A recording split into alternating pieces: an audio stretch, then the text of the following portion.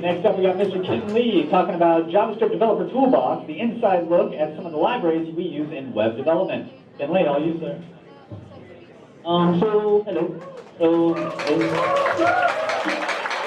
I'm Ken Lee.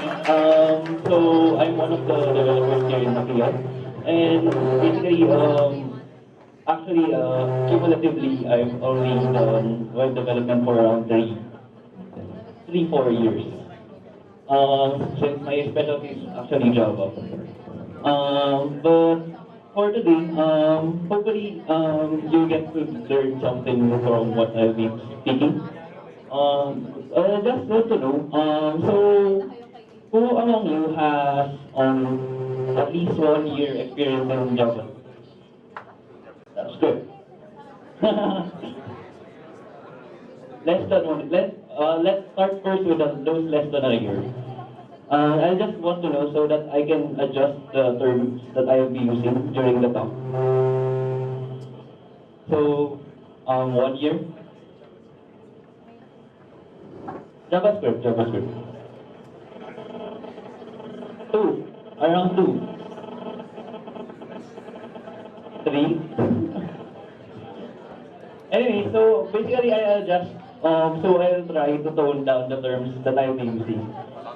So basically, I've split up the tools that we are using in our development into two main divisions: the back-end JavaScript dependencies and the front-end JavaScript dependencies. Then there's some extras, which is actually not JavaScript, but it's helpful in debugging in the JavaScript, especially but I'll discuss further. So first, I'll first be discussing the backend side. So by the way, you don't need to take down notes. I've created a GitHub page of this content, so you can pull it and actually run it on your own machine, so that you can try playing around with it. So actually, this website is actually created by the tools that I'll be talking about. So it's really something that it was intended for you to play around with and also scrutinize. Since I wasn't really I personally did it. So obvious the first obvious dependency that we need to talk about is Node.js, because everything here is run under Node.js. Basically, it's actually the description speaks for itself. So it's a JavaScript. The Node.js is a JavaScript engine used to run the backend application, and it comes pre-installed with npm, which stands for Node Packet Manager. It's essentially what's managing the backend dependencies for the Node.js. And under the hood, once you check out the GitHub page that I'll be showing later, the interesting file there would be the package.json, because it contains the content of all the dependencies. So actually, just to give you an idea on what it looks like,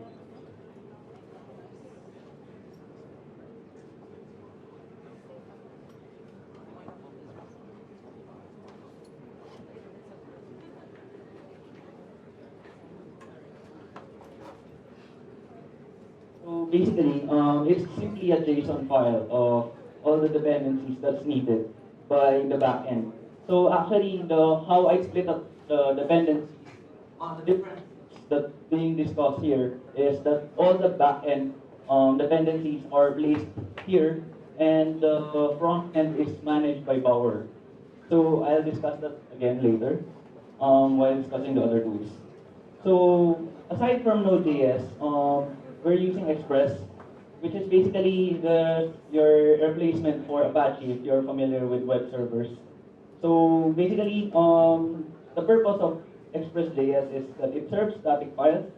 It can also define the routing of your application. You can use middlewares to basically enhance its capabilities. You can provide authentication, session handling, parsing, of parameters when you're doing post request, for example, and so on. Then you can also use Express to create your own APIs. For example, your website is data driven, and you want your website to be used externally by other applications, for example.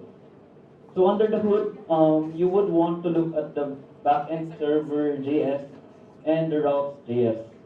So this one, as I said, I don't don't want to show you the code level because it might we might get restricted to time. So, but basically, this is the interesting part here. So here you're seeing that I'm simply serving the content in this certain path. Then from whether, for example, I change um, my URL to something else like this one. For example, I destroy it like this. Basically, it does the redirection already. So it's an invalid URL. It goes to the valid URL. So Express does the handling. So next tool that I've discussed is about Gulp. So essentially, I think it was mentioned earlier in the previous talk that, for example, if you want to use ES6, you might want to use either Gulp or Grunt to manage transforming your ES6 code into ES5 code, which is usable on the least on the older browsers. So actually, Gulp does not do that. However, it facilitates you in creating that task because essentially, Gulp is a workflow management tool, and you can use Gulp to create common actions, which they define as tasks.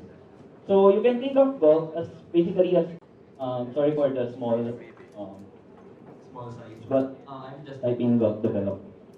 It's one of the tasks.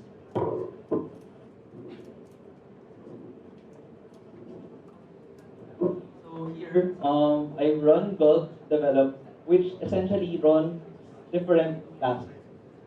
Since I'm really lazy in my development, I don't like remembering lots of commands. So by doing Gulp develop, I've essentially done the linting of the web of my code. I've done the transpile using Webpack. I've done the serving of the website, and I this is actually a slimmed down version already. So in theory, you can also add additional tasks like testing, for example, by using Karma or other libraries. But the idea here is that you can streamline your workflow by using Gulp or Grunt. I've personally tried Gulp and Grunt, and I am more inclined in using Gulp because I don't like playing around with configurations. However, if you prefer working on configurations, you might want to look at Grunt instead. So aside from that, NodeMon is another interesting tool.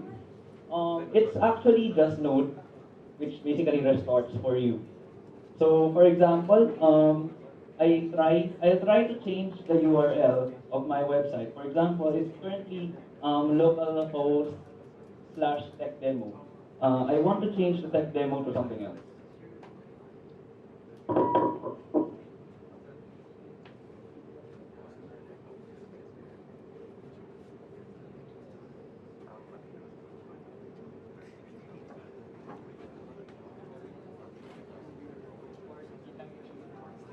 So here I changed it into awesome. So what's happening here is that here it detects that something got changed on the back end, and Node gets automatically restored. And if I do that, and I try refreshing the current website, you're seeing that the URL already got changed, so it's now awesome. So the idea here is that you won't need to do the Control C, then Node run the Node by using Node.something.js. It automatically does the restarting as long as it detects that something got changed. So for more information on that, you can look at the develop task of the Gulp file that I've created. So just to give you an overview on what you'll see on the Gulf file, it's basically something like this. So the first part is the boring part, the configuration. Then the lower part are the more interesting part, because here's where you define the task. Like Gulf default is a keyword, special term that you use by which basically says if you type Gulf, it's basically going to invoke this step. What I did earlier is to use Gulf develop, which is basically doing the web app and the watching file changes. And you can also look at the other tasks from there. Next is web app. So I think this is more interesting for those that are working on ES6. And also, it's really helpful in organizing your JavaScript files. Because essentially what Webpack is doing is it's a module bundler. And it uses the concept of loaders as an extension so that you can support a lot of file types. So I'm going to show you some of the loaders that we are using later. But the idea here is that it's a it's a web module bundler, and it's going to group all your JavaScript into one bundle. And essentially, performance-wise, if you're not using HTTP2, for example, you're using HTTP1, this is really a good performance boost because it will only do one request instead of multiple JavaScript requests. So aside from that, so here I've also included the Gulf file because it contains the Webpack. So as I mentioned, the Gulf file is not really the one doing the Webpack. It simply delegates the bundling of Webpack using the task essentially. Next would be the Webpack config.js. So Webpack config.js contains configuration for Webpack. So the idea here is that you're going to put the entry file where basically what's the file that it will first look when doing the bundling. And here's also where you're going to define your loaders, which is basically plugins that you'll use so that your files are properly handled. So I'll be discussing some of the loaders that we're using in Webpack. So I think it was already mentioned earlier. Babel is one of the more famous JavaScript compiler. Before it was actually a joke that you're compiling JavaScript files because why you compile it? It's runtime. It's interpreted in the runtime anyway. Anyways, at least in our application, we're using ES 2015 preset so that it allows us to do ES6 syntax in our front end. So basically, what the idea here is that Babel does the transpiling, which simply actually just converts your ES6 code into ES5. So actually, if you're interested on how it does that, I won't discuss it. But basically, how it looks like, for example, you can refer to the links that I've included here. So here is actually ES6 features site that I saw way before. And basically, it does the magic of transforming ES6 code into ES5, which is understandable on the lower less updated browsers.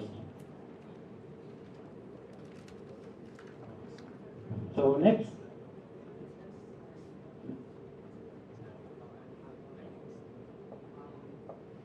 Next would be OCSS and autoprefixer. So the idea here is that it's also a transpiler, but it's more geared towards CSS files. So basically, it transforms CSS files instead of JavaScript files, and it helps you in creating the automatic prefixes for vendors, for example.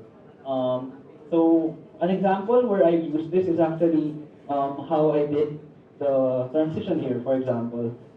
So here, I'm just simply using the filter CSS of, and I'm using grayscale. So the idea here is, actually it's not a final, it's not yet in its final form, but it already has vendor-specific implementations. And basically what auto prefixer does is that it automatically adds that prefix. So in my case, I just need to type, for example, this one.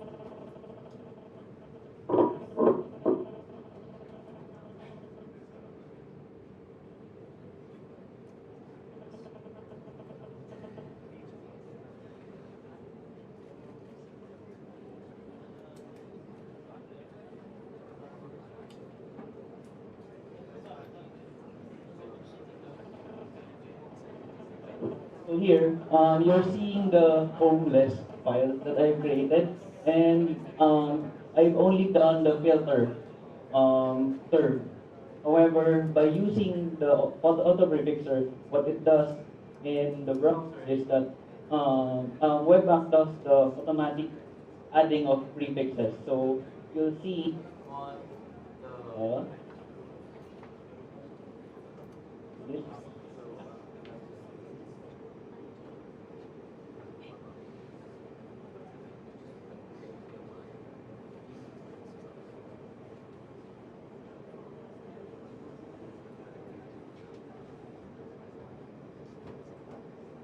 So here you're seeing that there's a web filter automatically added as the rule.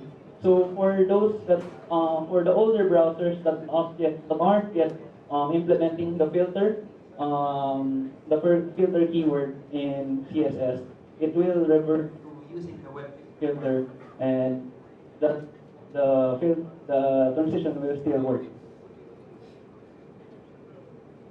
So another thing that's another interesting plugin that's actually I haven't tried yet, but it's you might be interested is CSS Next. So basically, the CSS, the latest development in CSS, like creating variables or doing some computations, you can actually use CSS Next to use, and basically it will transform your code so that you're able to use yet those features even on your development. So aside from that, another loader that we're using on Webpack is Less. It's basically a preprocessor. So you've already seen a preview of what it looks like. So here,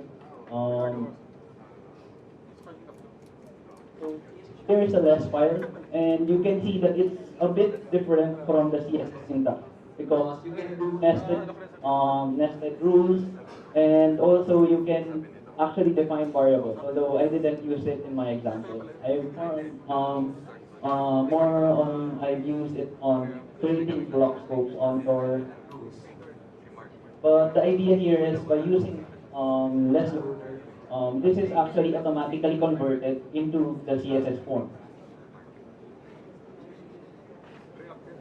The next would be semi-standard. This is not really this is really helpful actually when you're during your development, because it's one of the it helps in detecting potential bugs in your code, and it's actually just standard plus semicolon. And if you want to know more information about that, you can look at the Gulf file on how I basically use that tool. But the idea here is that it's using actually ESLint. I believe it's using ESLint. So it's actually just ESLint, and you don't need to define the rules of ESLint. You just use it. And personally, I don't like doing configuration files that much. So this is really useful if you don't like maintaining those files, or at least maintaining at a minimum those configurations that you want. Next would be Power. So it's actually this is not really promoted by some because some people actually like using simply npm, and from npm you can just manage everything there. But personally, since actually I'm really new with using this tool, and personally it helps me organize the front end and back end dependencies. And for example, there are some changes that we need to split up those into different projects. For example, at least in my opinion, it helps in organizing that. Um, Next is okay. So I have 3 more minutes, so I'll just give you very fast additional items. So browser sync is really basically an automatically refresher of your page. So it's really cool because you can spawn multiple instances of your browser, and what you do in one website is automatically replicated in the other. So I'll just demo that.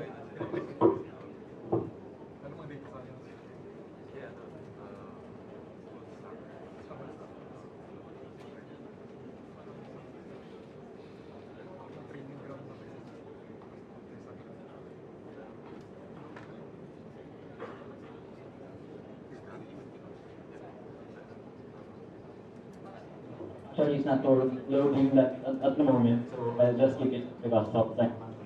But the idea here is that it automatically refreshes your browser whenever you do changes in your code, and it automatically also does synchronization. On the front end, the usuals. So you're using AngularJS, although we're using Angular 1.5. Here, we're not using Angular 2 because we're shipping our products and not in beta.